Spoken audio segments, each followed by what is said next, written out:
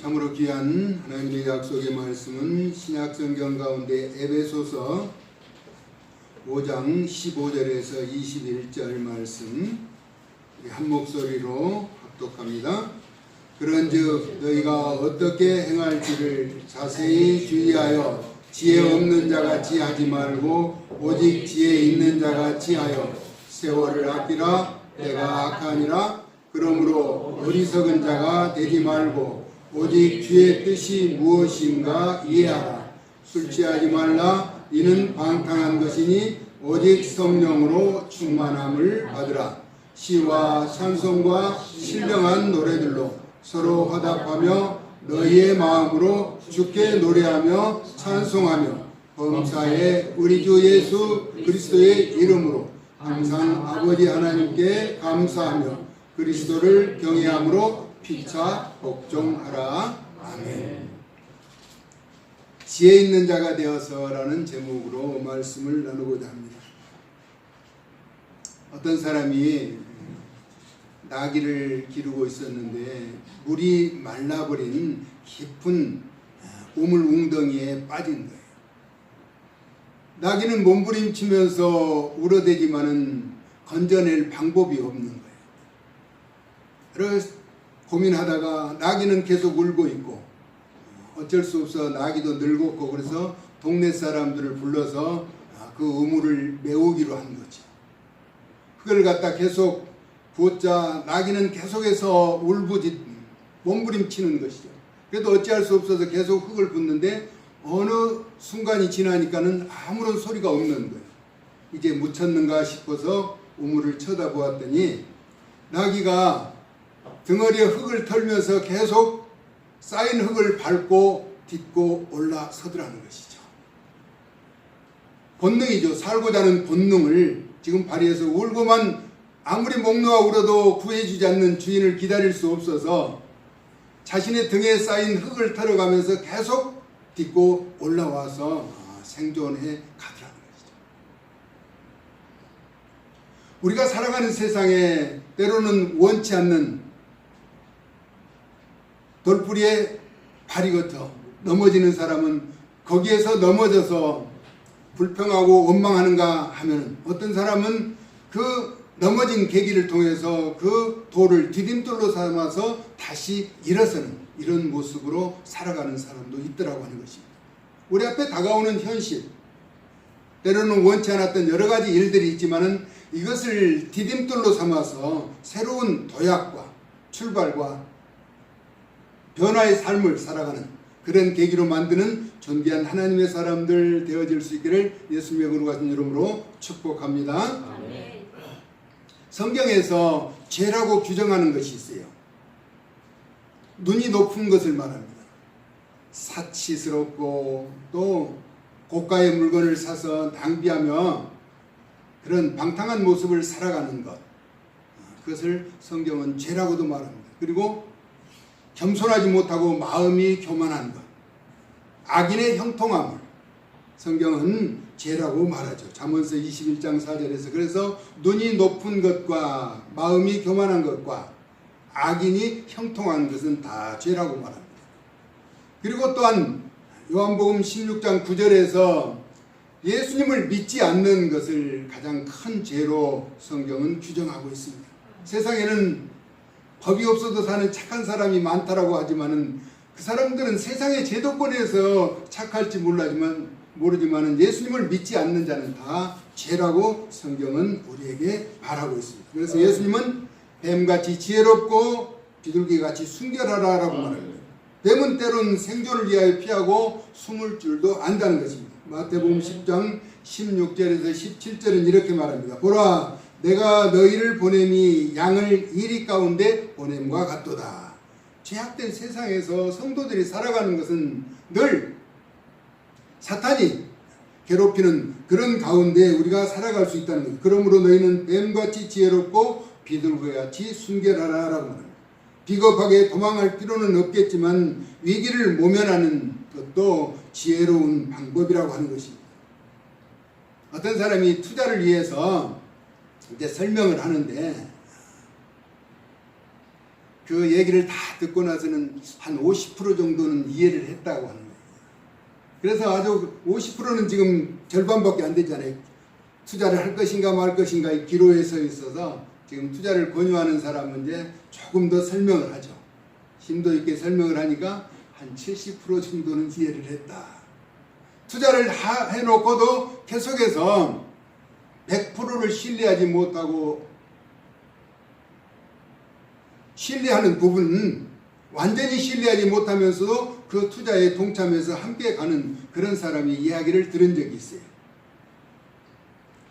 사업에는 리스크가 발생할 수 있죠. 언제든지 100% 리스크가 발생하지 않는 사업은, 보장되는 사업은 아마 없다라고 볼 수 있죠.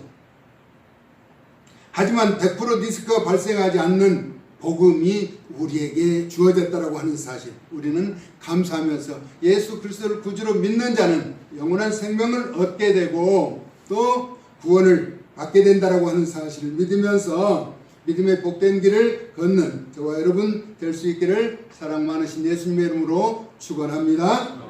그래서 전도할 때 예수만 믿으면 잘 된다라고 말합니다. 예수만 믿으면 만사 형통한다고 이야기하죠. 하지만 극복하고 이겨내야 하는 일들이 있다는 것입니다.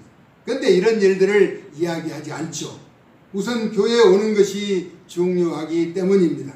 교회에 오면 다 잘 된다는 것은 틀린 말은 아니지만은 어려운 일이 있을 수도 있다는 사실도 알려야 한다는 것입니다. 세상의 것을 다 털어버리고 순전하고 성결하게 하나님의 것으로 채우는 과정이기에 일부러 감출 필요는 없다라고 하는 것입니다. 예수님을 믿으면서 새로운 믿음의 세계에 적응하기 위한 영적 전쟁의 전사로 나서야 하기 때문인 것입니다. 사탄과의 영적 전쟁이 필요하다는 것이죠. 예수님을 통해 이기고 싸우는 싸움이지만은 그래도 교회에 오면은 아무것도 걱정할 것 없이 다 잘 된다는 것이 아니라 하나님의 말씀에 순종하며 따르며 또 기도하면서 영적 성장의 고통을 겪어야 한다는 것입니다. 그래서 오직 지혜 있는 자같이 하면서 세월을 아끼라라고 오늘 본문에서는 말하고 있습니다. 여기서 지혜라고 하는 것은 현명한 것을 말하기도 하죠. 이유는 때가 악하기 때문인데 그래서 어리석은 자는 하나님이 없다라고 부정하는 존재들을 말합니다. 자기 마음과 뜻대로 살고자 하여 우선은 잘 되는 것 같지만 그것을 성경은 죄라고 말하는 것입니다. 우리는 악인의 형통함이 죄라는 것을 알고 있죠. 그래서 시편 14편 1절에서는 어리석은 자는 그의 마음에 이르기를 하나님이 없다 하는도다 라고 말합니다. 그 마음에는 어둠이 있기 때문이죠. 그들은 부패하고 그 행실이 가증하니 선을 행하는 자가 없도다.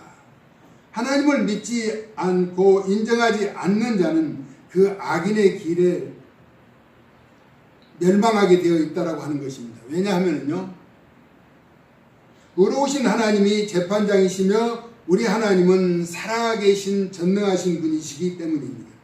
잠언서 15장 3절에 여호와의 눈은 어디서든지 악인과 선인을 감찰한다라고 말씀하고 있습니다. 욥기서 21장 30절에서 악인은, 그러니까 하나님을 외면하고 자기 뜻대로 살아가는 자를 말합니다. 재난의 날을 위하여 남겨둔 바 되었고 진노의 날을 향하여 끌려가느니라 라고 말씀하고 있습니다. 그래서 악인의 형통함을 부러워하지 말라라고 하는 것입니다. 악인의 평가는 인생 종말에 알게 될 것이며 그 몫은 하나님이 행하실 것이기 때문입니다. 그러므로 지혜로운 자는 귀한 날들을 하루하루 소중하고 알뜰하게 준비하고 세월을 아끼며 행복하게 살아가야 하는 것입니다. 지혜로운 자는 하나님의 말씀을 100% 신뢰하는 자들이죠. 그러므로 지혜로운 자는 삶에서 주의 뜻이 무엇인지를 이해하라는 것입니다. 그러면서 세상과 같이 술에 취하지 말고 성령의 충만함을 받으라고 말합니다. 때로는 술에 취하지 말라는 것은 오락일 수도 있어요. 또 폭력일 수도 있고 마약이나 권력일 수도 있다라고 하는 것입니다. 그런 것에 심취하고 치우치지 말고 성령의 충만함을 받으라라고 말합니다. 세상의 술에 취하는 패망과 절망이 주는 후회하는 길로 가지 말고 성령 충만하여서 오직 주님과 함께 승리의 길로 달려가자는 것입니다. 할렐루야. 네. 그러기 위해서는 주님을 만나야죠. 모든 일에 우리 각 영혼의 주인이신 예수 그리스도의 이름으로 항상 아버지 하나님께 감사하라는 것입니다. 먼저 시와 찬송과 신령한 노래들로 서로 화답하면서 마음으로 주께 노래하며 찬송하라는 것입니다. 이는 세상과 구별되어 성령 충만한 결과로 나타나는 성도들 구원의 기쁨과 감격이 되는 것이며 감사를 나타내는 것입니다. 그러므로 감사가 삶에서 끊이지 않고 마음과 입술에서 감사가 떠나지 않아야 하는 것이죠. 요즘 비 오는 날이 많았죠. 그래서 우산에 대해서 이런 글을 기록한 사람이 있더라고요. 피천득이라고 하는 사람이 쓴 글인데, 삶이란 우산을 펼쳤다 접었다 하는 것이라는 것입니다. 계속해서 우산을 펼쳤다 접었다 하는 것이 삶이라는 것입니다. 그러나 죽음은 다시 우산을 펼치지 못하는 것을 죽음이라고도 말하더라고요. 성공이란 우산을 많이 소유하는 것을 성공이라고 말하며, 실패란 어느 누구도 우산을 빌려주는 사람이 없는 것을 실패라고 말합니다. 사랑이라고 하는 것은 한쪽 어깨가 비에 젖어도 함께 우산을 받치고 가는 모습을 사랑이라고 표현하게 되죠. 그렇죠? 우산 하나에 둘이 같이 쓰고 가다 보면은 한쪽 어깨는 젖어도 서로 껴안고 나가는 것을 사랑이라고 말하는 것입니다. 이별은 우산 하나에서 나와서 각자 우산을 쓰고 가는 것을 이별이라고도 표현하더라고요. 연인이라고 하는 것은 비 오는 날 우산 안에서 가장 아름다운 얼굴을 가진 것을 여인이라고 말합니다. 그러면 가장 행복한 모습은 어떤 모습일까요? 비 오는 날 버스 정류장에 우산을 들고 마중 나가는 부부의 모습이라는 것이죠. 때로는 남편일 수도 있고 아내가 버스를 타고 오는 그 정류장에 우산을 들고 나가서 기다리는 모습은 참 정겹고 아름답다라고 그렇게 표현하기도 하더라고요. 비를 맞으면서 혼자 걸어가는 사람은 인생의 멋을 아는 사람이고, 혼자 비를 맞고 걸어가는 사람에게 우산을 받쳐주는 사람은 인생의 의미를 아는 사람이라고 말합니다. 비는 세상을 아름답게 하지만은 또 우산은 사람을 아름답게 한다라고도 그렇게 표현하더라고요. 한 사람이 또 한 사람의 우산이 되어줄 때 한 사람은 또 한 사람의 마른 가슴에 단비가 되어준다라고 말합니다. 비 올 때 그냥 무심코 쓰는 우산에도 여러 가지 이런 의미를 부여하고 있더라고요. 요즘 우리는 초고령 사회로 접어들면서 노후를 준비해야 한다는 세상의 메시지는 쉼 없이 들려오고 있습니다. 그렇습니다. 물질이 지배하는 세상에서 여윳돈이 없으면 노후가 비참해진다는 것입니다. 그렇습니다. 물질이 만능처럼 여겨지는 세상에서 현실을 부인할 수는 없는 사실이죠. 그러나 육신의 노후만 준비하는 것은 아니라고 하는 것입니다. 잠깐 후에 다가올 영혼의 영원한 세상을 준비하는 것이 참으로 중요하다는 것입니다. 이는 삶의 여정에서 예수 그리스도를 믿는 믿음의 아름다운 행적을 쌓는 것이죠. 이는 살아온 삶의 결과가 육체적이든 영적이든 그대로 나타날 것이기 때문입니다. 세월을 아낄 필요가 있는 것이 한번 지나간 인생은 다시 돌아오지 않기 때문입니다. 영혼의 세계는 최대한 미리 성실하게 준비하는 것이 유익하다라고 하는 것입니다. 세상의 재물도 준비하는 것은 그렇다고죠. 주식도 미리 준비했다가 늦게까지 가지고 있는 것이 재산 축적에 도움이 된다라고도 말합니다. 노후의 준비는 일찍 그러나 끝까지 유지하는 것. 우리에게도 삶의 지혜로 다가오는 것이죠. 모든 사람은 유한한 시간, 크로노스라고 하는 시간을 가지고 영원한 또 무한한 하나님의 시간, 카이로스에 편승해야 하기 때문인 것입니다. 준비되지 않으면 혼란한 세상에서 실패하게 된다는 것입니다. 그래서 성도는 믿음의 모든 길에서 하나님의 지혜로운 자가 되어서 믿음의 주요 온전하게 하신 인 예수를 바라보아야 하는 것입니다. 사도행전 4장 12절에서 다른 이로서는 구원을 받을 수 없나니 천하 사람 중에 구원을 받을 만한 다른 이름을 우리에게 주신 적이 없다라고 말씀하고 있습니다. 구원에는 예수님을 구주로 믿는 것 외에 다른 대안이 없다라고 하는 것입니다. 구원과 영생과 부활은 오직 예수님에게만 있는 것이죠. 왜냐하면 예수님만이 진리이시며 어느 세상에도 변하지 않는 약속이기 때문인 것입니다. 그러므로 특별히 교묘하게 속이는 이단 사슬에 절대로 매이지 말아야 한다는 것입니다. 그러면 이단에 속한 자는 왜 그렇게 그것을 믿고 따르고 있는 것인가? 성경은 분명하고 확실하게 그 대안을 제시하고 있습니다. 그 원인을 데살로니가 후서 2장 11절에서 12절은 이렇게 말합니다.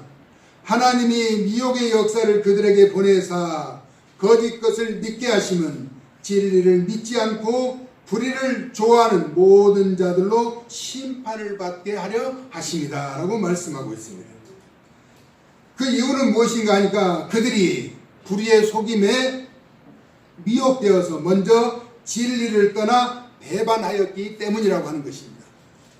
그러면 우리는 그러면 왜 저 사람들은 이단에 속했을까? 저것이 이단인 줄 알면서 왜 그것을 믿고 따라갈 수 있을까? 성경은 분명하게 그것을 금하고 있는데, 그런데 데살로니가후서 2장 11절 12절 지금 조금 전에 말씀드렸던 것처럼 하나님이 미혹의 역사를 그들에게 보내사 거짓 것을 믿게 하셨다라고 말합니다. 전능하신 하나님이 왜 그러셨을까? 그랬더니 그들이 지금 이단에 속한 자들이 불의의 속임에, 그러니까 미혹이라고 하는 것은 눈을 가리는 것이, 속여버리는 것이 영혼을 먼저 진리를 떠나 배반했기 때문이라고 하는 것입니다. 그러므로 종국에는 후회해도 소용이 없는 것이죠. 이단은 끝에 가야 그 결말을 알 수가 있는 것이기 때문입니다. 그러므로 우리는 미혹받지 않도록 늘 깨어서 말씀 가운데 구별된 삶을 살아가야 한다는 것입니다. 그래서 세상에서 하는 말도 있죠. 첫 단추를 잘 끼워야 한다는 말도 괜히 있는 것은 아닌 것이죠. 결과가 완전히 달라지기 때문입니다. 신앙에는 양보도 타협도 거래도 필요 없고 오직 하나님을 신뢰하는 것과 진리이신 예수님의 가르침 또 그 명령에 순종하며 따르는 것뿐이죠. 우리 모두 지혜 있는 자가 되어서 지켜야 하는 것, 범사에 예수 그리스도의 이름으로 항상 하나님 아버지께 감사하며 그리스도를 경외함으로 두렵고 떨리는 마음으로 영적 질서를 우선하여 피차 복종하라라고 말씀하고 있습니다. 믿음의 존귀한 자들로 가고 오는 세상 가운데 미혹하는 또 거치는 여러 가지 일들이 있을지라도 두려워하거나 걱정하거나 염려하지 말고 오직 예수님 한 분 바라보며 믿음의 복되고 선한 길 쫓아 승리의 삶을 사는 지혜로운 자들이 다 되어질 수 있기를 예수님의 거룩하신 이름으로 축원합니다. 아멘. 참 고마우신 하나님, 세상이 참으로 악한 때 세월을 아끼라고 말씀하셨습니다. 우리에게 주어진 인생의 크로노스 시간, 영원한 카이로스 하나님의 시간에 편승해서 살기 위해서는 이 땅에서 하나님이 말씀하신 진리의 말씀을 붙잡고 좌로나 우로나 치우치지 않고 세상이 미혹하며 유혹할지라도 흔들리지 않고 옳고 바른 길을 택하여 믿음의 의로운 길을 끝까지 쫓아 승리의 삶을 살아가도록 은혜를 더하여 주시옵소서. 예수 그리스도의 존귀하신 이름으로 기도 올리옵나이다. 아멘.